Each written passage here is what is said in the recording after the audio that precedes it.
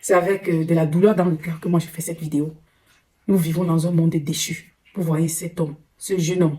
Il n'avait que 31 ans. Il s'appelait Charlie Kirk. Sa vie lui a été ôtée il y a 2 jours. Et il n'avait rien fait de mal. Il n'avait juste que exprimé son opinion, ses idées, ses convictions. Et voilà le monde dans lequel nous vivons aujourd'hui. Les gens sont devenus allergiques à la vérité. Ils préfèrent des messages qui chatouillent leurs oreilles. Et quand quelqu'un ose dire, déclarer, parler de la vérité, les gens sont tellement offensés, offusqués, qu'ils ne s'arrêtent plus juste à critiquer, à humilier, à insulter. Non, ils vont plus loin. Ils cherchent à ôter la vie aux autres. C'est terrible. Ce jeune homme a impacté des milliers de vies. Il a participé à beaucoup de débats, des conférences. Et il n'a jamais eu honte à déclarer sa foi en Christ Jésus. D'ailleurs, il a toujours propagé la bonne nouvelle quand il a eu l'occasion. Et il a vraiment cru à une société vraiment basée sur les préceptes, sur les commandements de la parole de Dieu.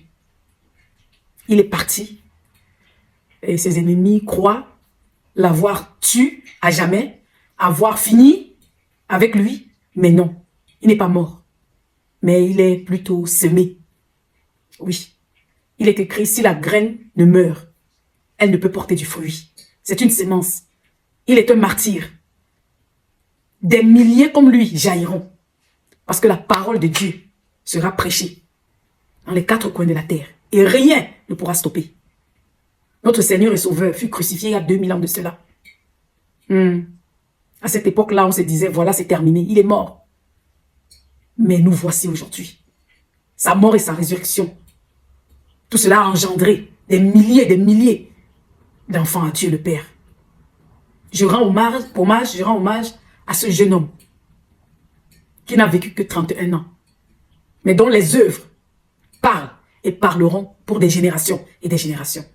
Aujourd'hui, je suis là pour te faire savoir que peu importe la longueur de la nuit, le jour finira par arriver.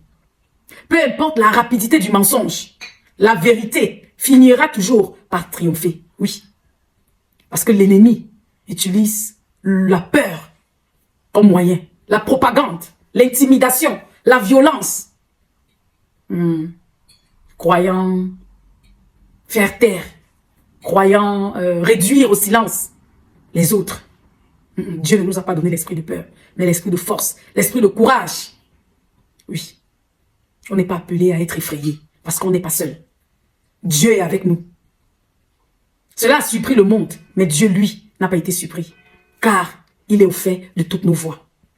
On rend hommage à ce grand homme aujourd'hui, qui a vécu et qui est parti en tant que soldat de Christ. Il est parti en pleine bataille. Et dès lors, il reçoit cette couronne qui lui a été destinée. Nous ne pouvons que saluer sa mémoire. Et on profite aussi de l'occasion pour encourager ces personnes-là, ces héros inconnus, qui sont les voix des sans-voix, qui se battent pour des causes nobles. C'est Dieu qui est notre récompense.